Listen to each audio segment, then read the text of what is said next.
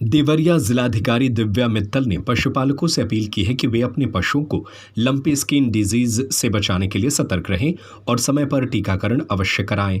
उन्होंने बताया कि यह बीमारी मुख्यतः गाय और बैलों में पाई जाती है। इसमें पशुओं की त्वचा पर गांठें निकल आती हैं, बुखार आता है, दूध उत्पादन घट जाता है और पशु कमजोर हो जाता है।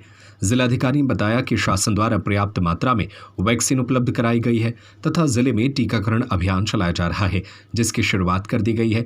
पशुपालन विभाग की टीमें गांव-गांव जाकर टीकाकरण व जागरूकता कार्यक्रम चला रही है। उन्होंने किसानों से कहा कि यदि किसी पशु में लंपी के लक्षण दिखाई दें तो उसे स्वास्थ्य पशुओं से अलग रखें और मच्छरदानी के अंदर सुरक्षित रखें ताकि बीमारी का संक्रमण न फैले।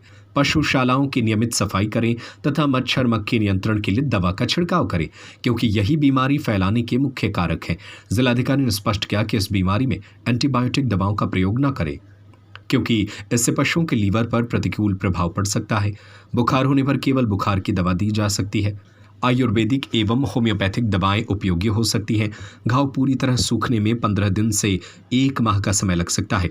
बार बार डॉक्टर बदलने से नुकसान की संभावना बढ़ जाती है। उन्होंने कहा कि दवाइयां पर्याप्त मात्रा में उपलब्ध हैं और पशुपालक को समय पर उपलब्ध कराई जाएंगी।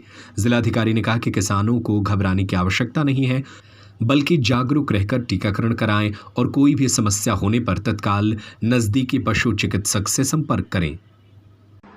नमस्कार, मैं आप लोगों से आज लंपी बीमारी के बारे में बात करना चाहती हूँ। बहुत सारे हमारे किसान इस बात को लेकर परेशान हैं कि उनके पशुओं में बीमारी हो जाएगी। तो मैं आपको बताना चाहती हूँ कि हमारे पास इसका टीकाकरण उपलब्ध है। बिहार बॉर्डर से इसका टीकाकरण शुरू किया गया है। परंतु मैं आप लोगों को ये भी बताना चाहती हूँ कि यदि आपके पशुओं में ये बीमारी फैलती है तो आप संक्रमित पशुओं को अलग रखें और उनको एक मच्छरदानी के अंदर रखें, जिससे उनके घावों को इरिटेशन ना हो। साथ ही यदि ये फैलती भी है तो 7% पशुओं से अधिक में ये बीमारी नहीं फैलेगी और इसकी मोर्टालिटी हमारे क्षेत्र में लगभग 1% के करीब है। तो आप लोग बहुत अधिक ना घबराएं। साथ ही में इस बात का ध्यान देना बहुत जरूरी है कि आप कोई भी एलोपैथिक दवाई, एंटीबायोटिक की इसमें प्रयोग ना करें।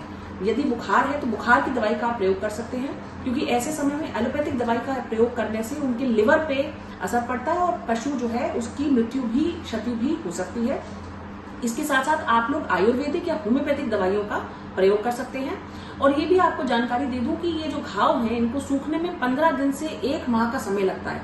बहुत बार पशुपालक अलग अलग डॉक्टर बदलता है क्योंकि वो घबरा जाता है और उससे उनके पशुओं की और हानि होने की संभावना रहती है। तो आप लोग कृपया संयम रखें और ये सारी दवाइयां उपलब्ध हैं, आप सबको मिलेंगी और आप ये सावधानियां बरतेंगे तो आपके पशुओं को कोई भी हानि नहीं होगी।